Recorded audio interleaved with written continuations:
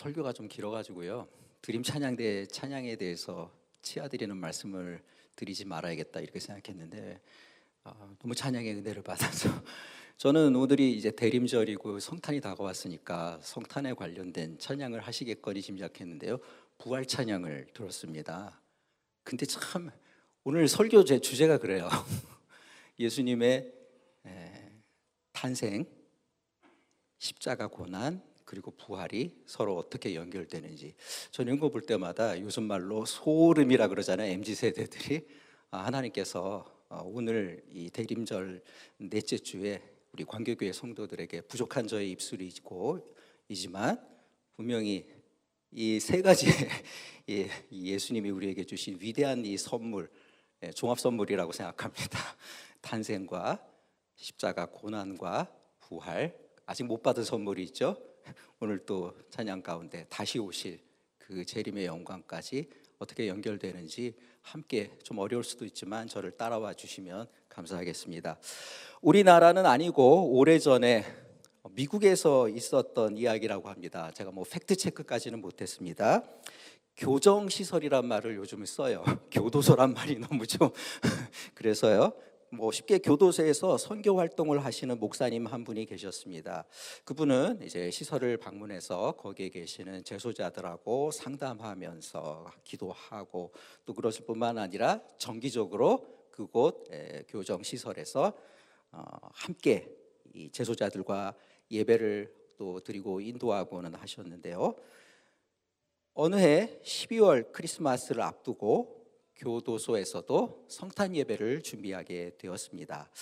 이번에는 예배 잘 나오지 않는 사람들도 함께 초대해서 성탄 예배를 정말 축제처럼 한번 해보자, 이런 아이디어가 나왔습니다. 그래서 12월 24일 성탄 전야에 교도소에서 크리스마스 이야기를 극화한 우리 어린아이들이 보통 교회학교, 주일학교에서도 하곤 하는 그러한 성극을 우리가 준비해서 올리자, 그렇게 결정을 했습니다. 마침내 크리스마스 이브 그날이 되었습니다. 그리고 지난 한 2달 동안 준비했던 성극을 공연하게 되었다고 합니다. 그런데 여러분, 이곳은 남자들만 계시는 교정시설이에요. 여러분, 성탄에 나오는 여러 배역들 가운데 다 남자들이 할 수 있지만 하나만큼은 여성이 나오거든요. 누굴까요? 예수님의 어머니 마리아만큼은. 뭐 천사들은 남자인지 여자인지 잘 모르겠어요. 그래서 어떻게 하겠습니까? 거기 계시는 분 중에 한 분이 예수님의 어머니 마리아로 분장을 하고 무대에 서게 되었습니다. 그 성극의 클라이맥스는 마리아가 여기도 말구유 그림이 잘 그려져 있네요. 근데 덮어놨어요.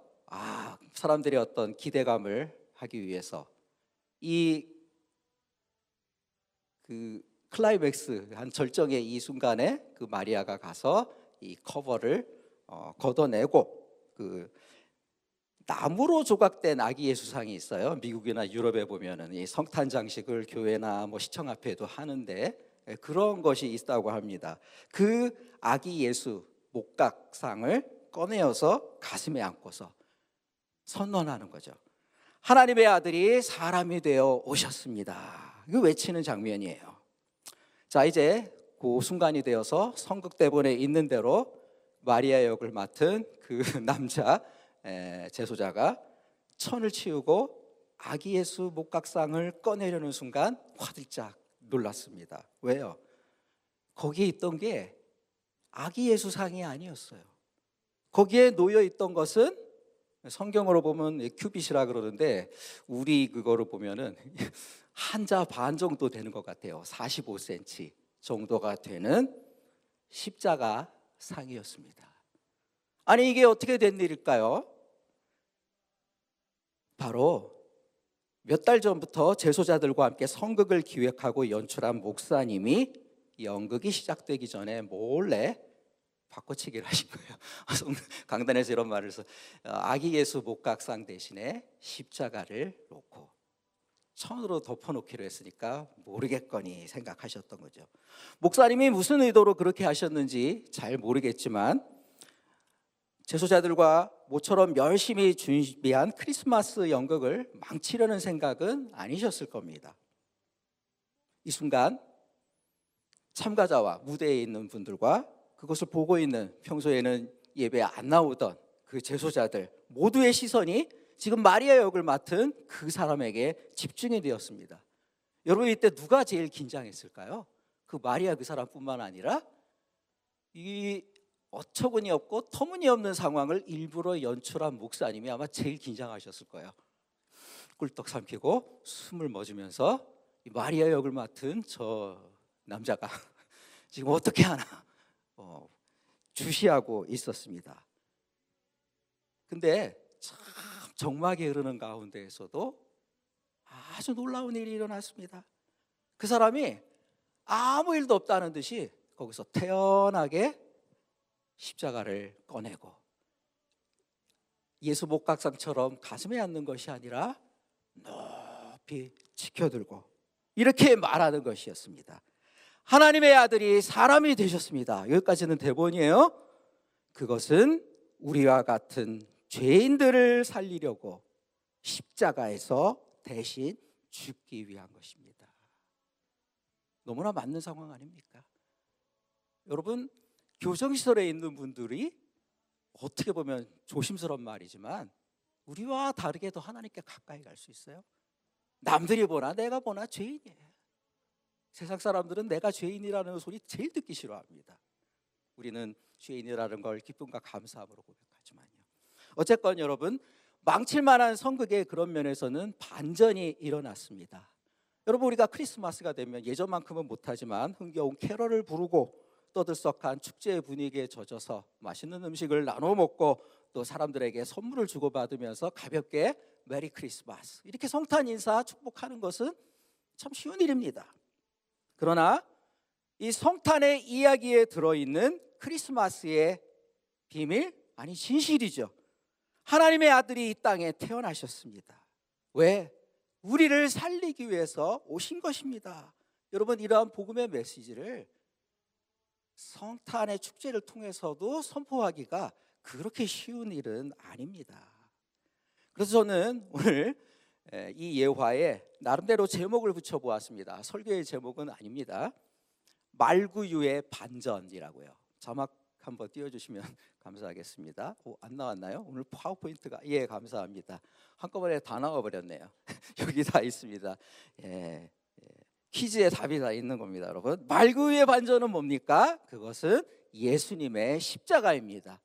근데 여러분, 십자가가 죽음과 마지막 실패로 끝난 것이 아니라 여기에도 반전이 있죠.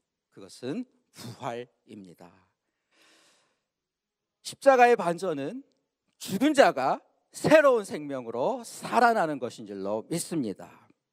오늘 저는 설교에서 이 두 가지 반전에 대해서 십자가와 부활까지 다 다룰 시간은 없는 것 같습니다. 그래서 첫 번째 주제, 말구유의 반전, 말구유와 십자가가 어떻게 연결될 수 있을까 함께 묵상하며 은혜를 전하고자 합니다. 누가복음은 아기 예수의 탄생 장면을 담담한 어조로 전하고 있습니다. 첫 아들을 낳아 강보로 싸서 구유에 누웠으니 이는 여관에 있을 곳이 없음이러라. 그래서 말씀을 준비하다 보면 또 너무 좀 말씀을 깊이 파는 경향이 있습니다. 여러분 요구사에 들어주시고요. 여기에 이 배너에 있는 그림이 너무 잘 해주신 것 같아요. 여러분 성경 어디에도요 문자적으로 예수님이 마구간에서 태어나셨다라는 그 구절은 없어요. 그런데 태어나서 짐승들의 먹이밥통이 되는 구유의 예수님의 어머니 마리아가 첫 아들을 위었다.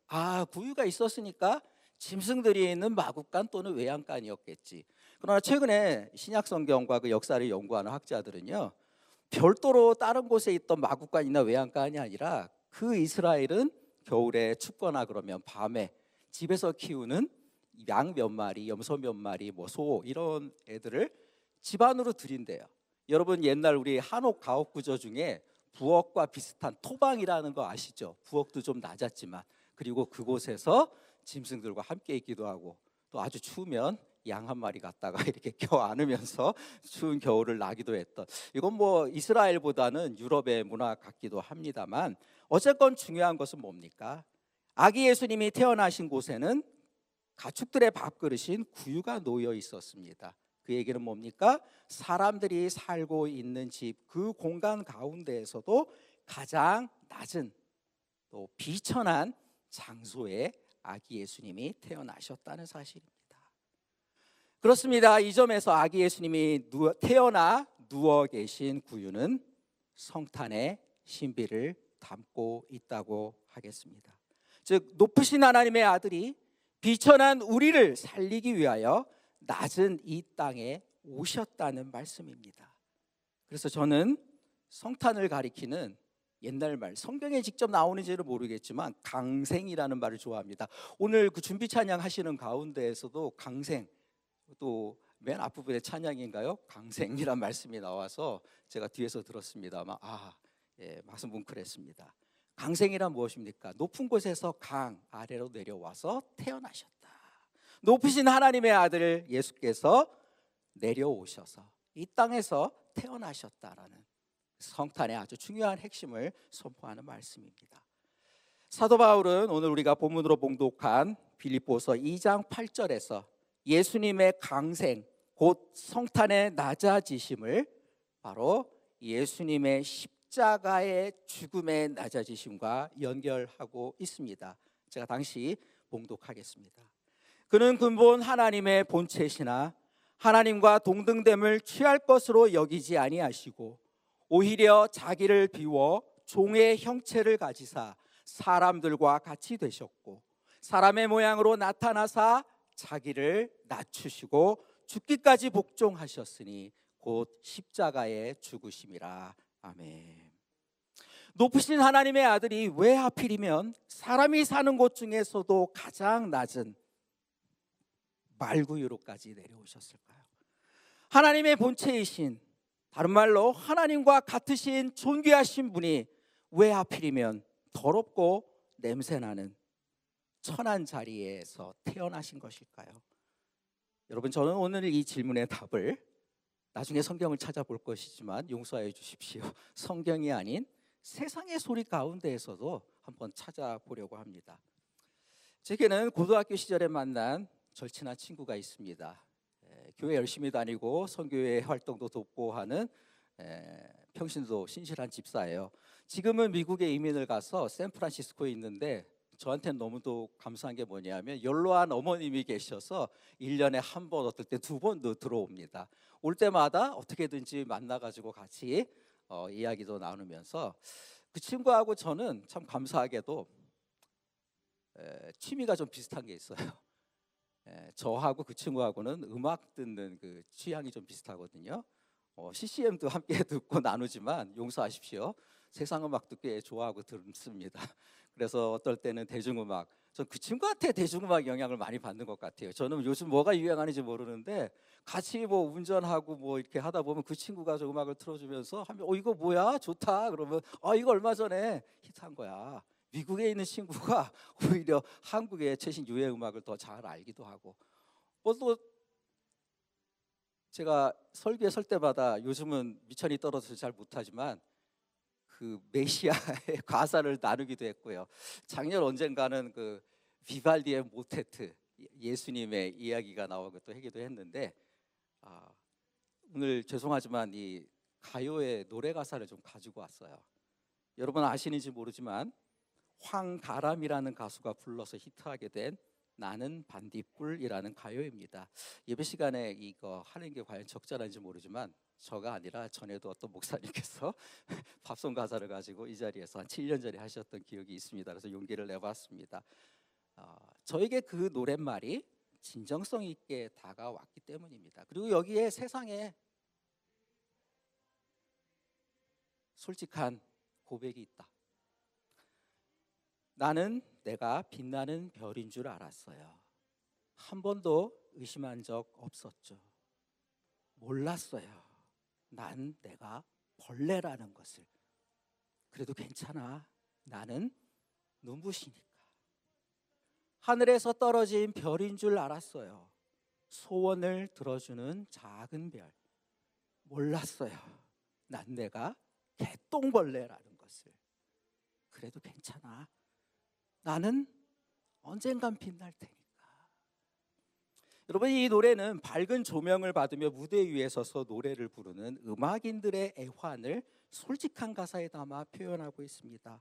그리고 그러한 가사에 진정성이 있었기 때문에, 진정성 덕분에 적지 않은 사람들의 마음에 와 닿을 수 있었다고 생각합니다.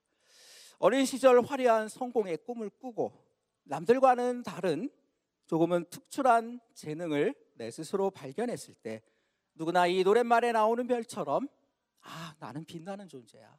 나는 스타가 될 거야. 힘쓰고 애쓰고 노력하면 언젠가 많은 사람들 앞에서 별처럼 빛나는 존재가 될 것이라고, 그러한 희망을 품어보고는 하지요. 하지만 열심히 힘쓰며 애쓰고 긴 시간 동안 묵묵히 참아 견디며 기다려도 화려한 성공은 쉽게 찾아오지 않습니다. 조금만 손을 뻗으면 성공의 열매를 거머쥘 수 있을 것 같았는데 그 빛나는 문턱의 가장자리에서 아쉽게 떨어지고 난 후에 문득 깨닫게 됩니다. 나는 이 세상에 많고 많은 평범한 사람 중에 그저 하나일 뿐이라는 사실을요. 좌절에 휩싸여서 우울한 시간이 오래 지속됩니다. 그러다 보면 더 아프게, 말로 하기는 싫지만, 직면하기는 싫지만 더 뼈저리게 알아요. 나는 평범함에도 미치지 못하는 그저 벌레에 불과하고 더럽고 냄새나는 개똥벌레일 뿐이라는, 정말 이 냉혹한 현실 앞에 내던져진 저의 비참한 실존을 보게 되는 것이죠. 그래서 이 가수는 빛나는 별과 같은 성공의 꿈으로부터 점점 멀어져가는 자신의 신세를 한탄하며 이렇게 노래합니다. 한참 동안 찾았던 내 손톱. 기타 연주를 위해서는 손톱이 좀 있어야 되나 봐요. 하늘로 올라가 초승달 돼버렸지. 주워 담을 수도 없게 너무 멀리 갔죠. 여러분, 우리 성도들이 듣고 읽고 묵상해야 할 것은 다른 무엇이 아닌 하나님의 말씀이어야 합니다. 우리는 이 원칙에서는 조금 더 흔들림이 없어야 될 줄로 믿습니다.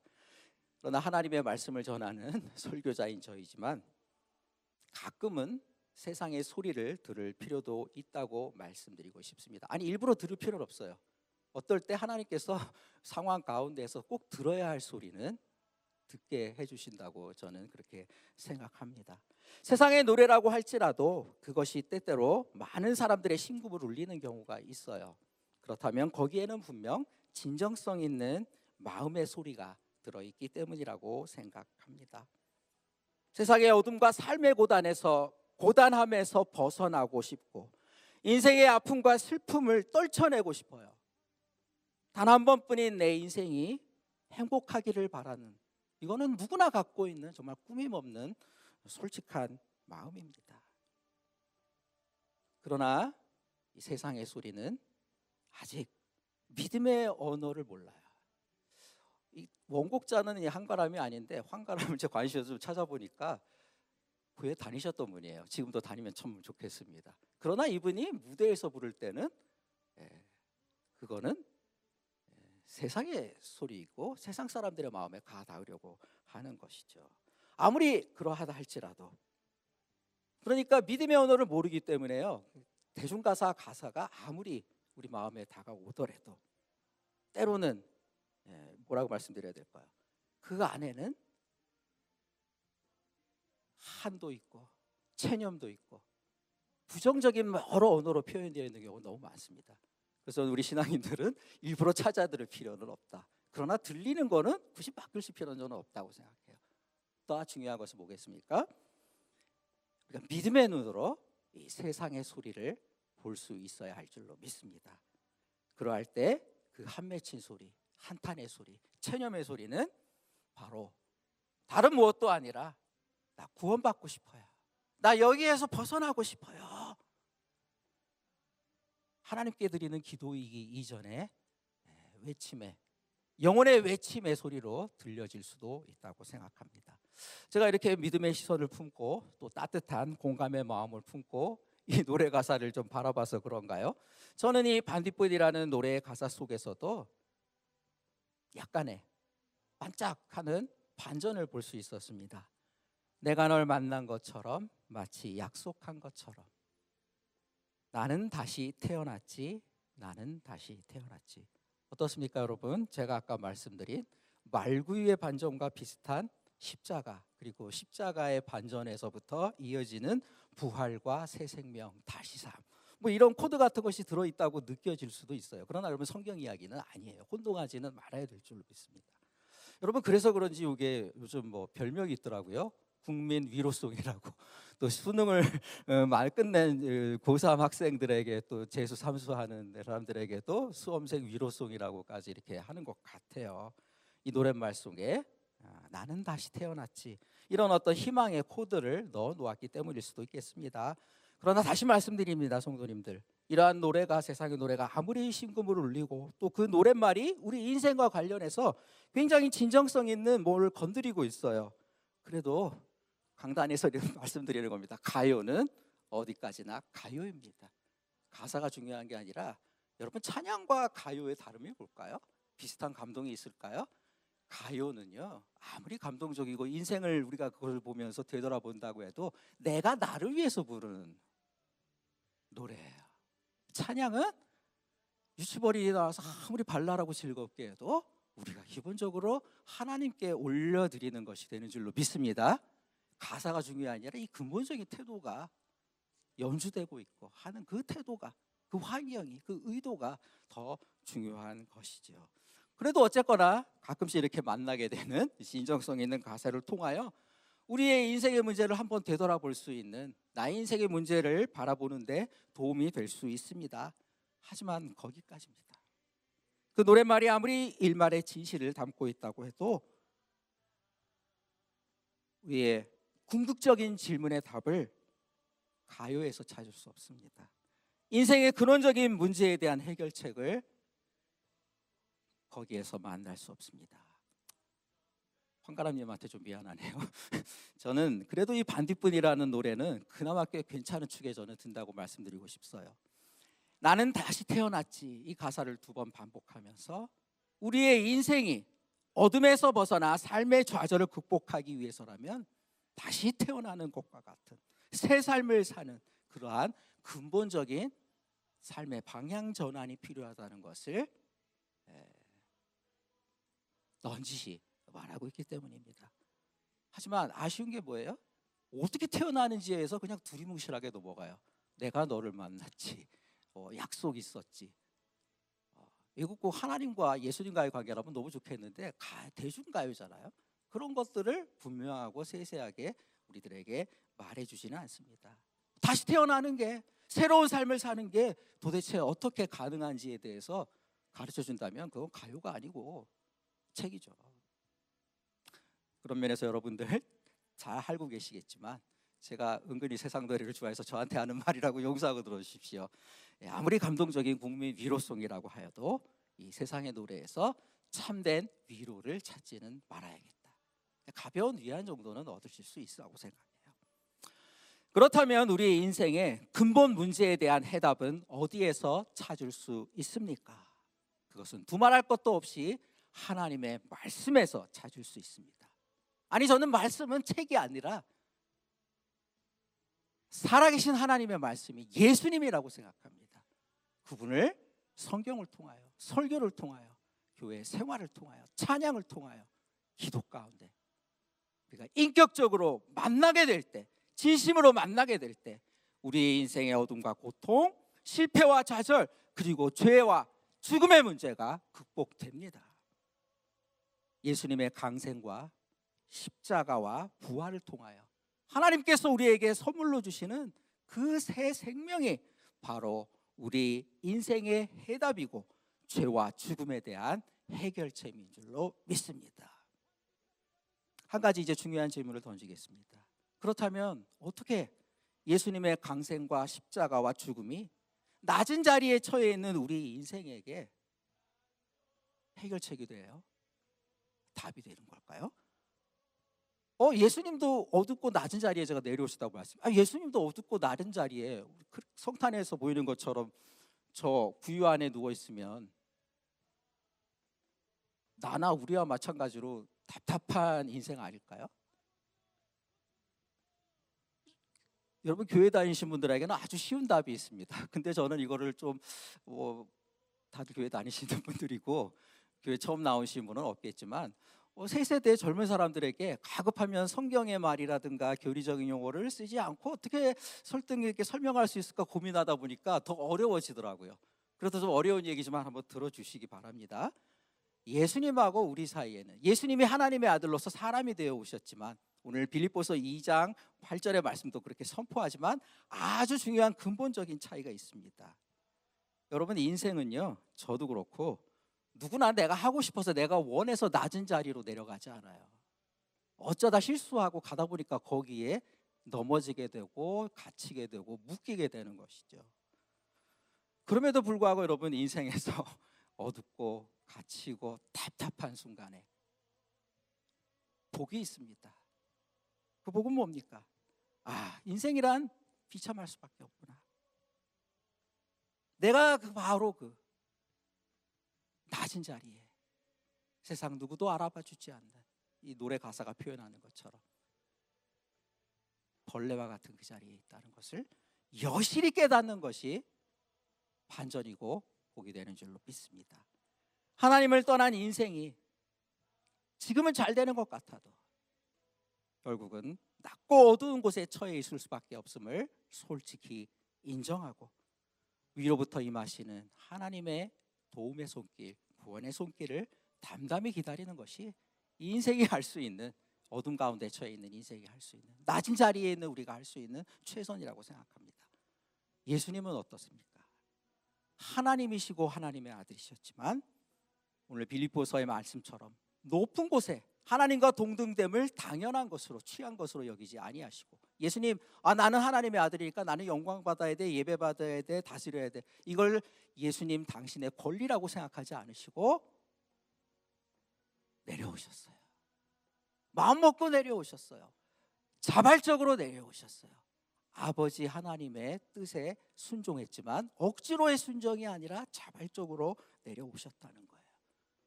낮은 구유에만 내려오셨나요?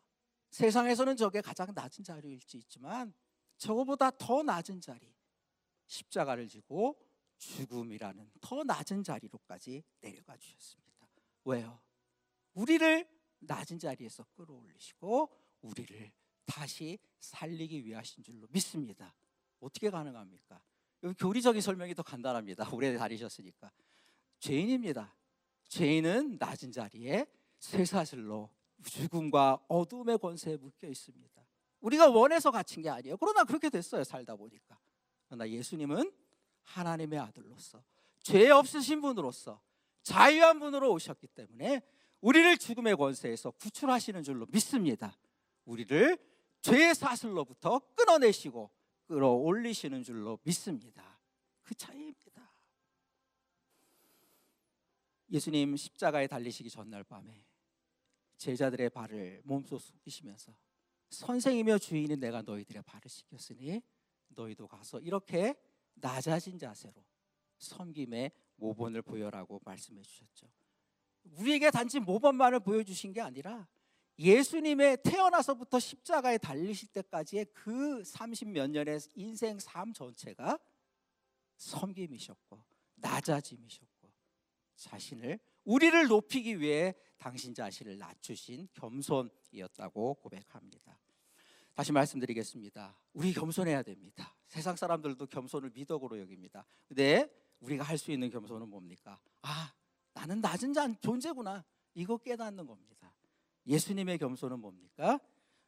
일부러 당신 자신을 낮은 곳까지 낮추신 것입니다. 그리고 이 예수님이 당신을 낮추신 가장 낮은 자리인데요, 놀랍게도 이것이 가장 높은 클라이맥스예요. 십자가의 죽으심으로 우리를 위하여 당신 자신을 온전한 생명의 선물로 주신 것입니다. 이렇게 예수님의 위대한 낮아지심과 겸손이 있었기 때문에 여러분, 예수님의 겸손은, 예수님의 낮아지심은 세상의 무엇과도 바꿀 수 없는 가장 귀한 가치가 되는 줄로 믿습니다. 모든 인류의 죄를 다 사하고도 남을 수 있는 공로가 되는 줄로 믿습니다. 하나님의 아들의 자유함을 치르고 사신 것이기 때문입니다. 그것뿐입니까? 우리를 감화감동케 하시고 십자가 앞에 무릎 꿇고 하시고, 한계 많고 어쩔 수 없는 저와 같은 인간들도 예수님 이름만 들어도 가슴 두근거리게 만드는 그러한 위대한 사랑의 능력이 되십니다. 시간 많이 갔지만 한 걸음 더 들어가 보고 싶습니다. 여러분, 그렇다면 예수님의 이 낮아지심이, 지금까지 제가 여러 번 말씀드렸지만 성경의 메시지고, 나쁘게 말하면 아직도 구원에 관한 교리의 수준이라고 말씀드릴 수 있겠습니다. 이러한 예수님의 스스로 낮아지심이 인생의 어둠에 처한 우리를, 이 빛이 우리에게 임하시면 저는 밝음이 되어야 한다고 생각합니다. 어떻게 하면 밝음이 될까요? 우리가 그러기 위해선 예수님께서 이미 다 하신 줄로 믿습니다만, 우리는 뭘 해야 되나요? 우리는 어떻게 순종하면 되나요? 세상 가사는 나는 벌레야, 개똥벌레야, 그 정도까지 도달했어요. 그러나 이 부분에서 우리는 노래 가사가 말했지만 어떻게 되는지 잘 설명 못한 부분이 있잖아요. 작더라도 반딧불처럼 빛나는 예수님이 구원의 태양이라면 우리는 그 빛을 받은 하늘에 빛나는 별과 같은 성도들이 되어야 되겠죠. 하나님의 빛나는 자녀로서 변화되어야 합니다. 그러려면 우리는 어떻게 해야 할까요? 여러분, 오늘 본문으로 봉독한 빌립보서 2장 8절에서 사도 바울이 낮아지십시오, 이 말을 하기 위해서, 예수님 낮아지셨습니다 라는 말을 왜 하냐면요, 바로 빌립보서 2장 3절에서 빌립보 교회 성도들에게 이렇게 권면하기 위해서, 예수님이 이렇게 하셨습니다. 그러니 여러분도 예수님을 따라서 이렇게 하십시오. 아무 일에든지 다툼이나 허영으로 하지 말고 오직 겸손한 마음으로 각기 자기보다 남을 낮게 여기라고 권면합니다. 이게 끈을 읽기에 따라 가지고는 그래서 제가 세 번역으로 다시 읽어보겠습니다. 무슨 일을 하든지 경쟁심이나 허영으로 하지 말고 겸손한 마음으로 하십시오. 여러분, 예수님의 마음, 겸손한 마음, 우리가 무엇을 하든지 이미 구원받은 하나님의 자녀로서 교회 안에서 절대 그런 일이 있어야 안 되는 줄로 믿습니다. 경쟁심, 열심은 좋은 것이지만 내가 저 사람보다 더 열심을 내야지. 이걸 통해서 난 세상에서 인정 못 받았는데 여기서는 그래도 인정받아야지. 여러분, 이거 사랑이고요, 교회 안에 있지만 여전히 세상의 것을 버리지 못한 그 세상적인 사랑이 아닐 수도 있겠다. 용서하고 들어주십시오. 그러나 그거보다 더 중요한 건 뭐예요? 겸손한 마음으로 모든 일을 하십시오. 교회 생활 구제하는 일뿐만 아니라 여러분 가정에서든지 직장에서 친구들, 동네 사람들 만나는 데 또 겸손함으로 하라는 말씀. 여러분, 2장 8절에서 예수님 자신을 낮추셨습니다. 오늘은 그리스 헬라어 안 하려고 그랬는데 타페이노, 예수님 자신을 낮추셨습니다. 여기에서 이제 나온 말이 겸손한 마음으로 번역된 타페이노 프로시네. 저도 어려워서 읽었습니다. 무슨 말입니까? 여러분, 다시 요약해 드리겠습니다. 예수님이 하나님의 뜻에 순종하여 십자가에서 죽기까지 예수님 자신을 낮추셨습니다. 그러니 예수님의 구원을 받은 하나님의 자녀된 우리들도 그 예수님을 본받아 겸손히 자신을 낮추는 겸손의 자세로 모든 일에 임해야 한다는 말씀입니다. 우리를 살리기 위해 자신을 낮추신 예수님의 겸손을 배워가라는, 그게 사도 바울의 권면의 말씀이고, 사도 바울의 마음을 움직인 것은 하나님의 성령이신 줄로 믿습니다. 그리고 이게 뭡니까? 바로 바울이 고백하는, 나는 십자가에서 매일 죽고 살아납니다. 이 부분에 이제 또 봄에 3월에 또 설교가 있으면 이 부활과 관련해서 말씀 나누고 싶습니다. 예수님이 내게 주신 겸손한 마음은 내가 땅에 떨어져 식은 별똥별, 작고 보잘것없는 개똥벌레인 것을 깨닫는 수준에 머물러서는 안 됩니다. 우리가 예수님으로부터 배워야 할 겸손은 가장 낮은 곳에서 높으신 하나님을 바라보는 것입니다. 그게 어떻게 가능합니까? 여러분, 우리의 주변을 보세요. 안 보이세요? 예수님이, 가장 낮은 예수님이 나와 함께 계셔요. 우리가 나만 바라볼 땐 그걸 못하는데 하나님 바라보고 세상을 바라보고 이웃을 바라보면서 그래도 내가 살아있네, 내가 그래도 하나님을 찾을 수 있네. 왜 가능하지? 내가 예수님 믿어서, 예수님이 주시는 따뜻한 성령님이 있어서 가능하구나. 그러면 여러분, 뭐가 우러납니까? 세상과 비교하지 않습니다. 자기의 처지를 보면서 불평하고 한탄하지 않습니다. 불평과 한탄이 왜 일어나요? 사도 바울이 말했잖아요. 경쟁심으로 하기 때문에, 세상의 헛된 허영을 쫓기 때문에. 다 내려놓으시고, 하나님 감사합니다, 함께하여 주시니 너무나 기쁩니다. 사망의 음침한 골짜기로 지날지라도 내가 하나님의 신뢰의 약속의 말씀을 신뢰합니다. 그리고 선한 목자로서 나를 이끌어 가시고 나와 옆에 계시고 나보다 한 걸음 가셔서 그 길을 인도하시는 예수님, 제가 따라가겠습니다. 이러한 결단이 진정으로 하나님께서 예수님을 통해서 성령의 감동 가운데 우리에게 찾으시는 겸손인 줄로 믿습니다. 나의 삶에 찾아오신 예수님과 동행하며 예수님을 따라 순종의 길을 걸어갈 것을 결단하는 우리 광교 꿈의 교회 성도님들의 마음 가운데 하늘 아버지께서 주시는 감사와 기쁨, 은혜와 능력이 충만하기를 주님의 이름으로 축원드립니다.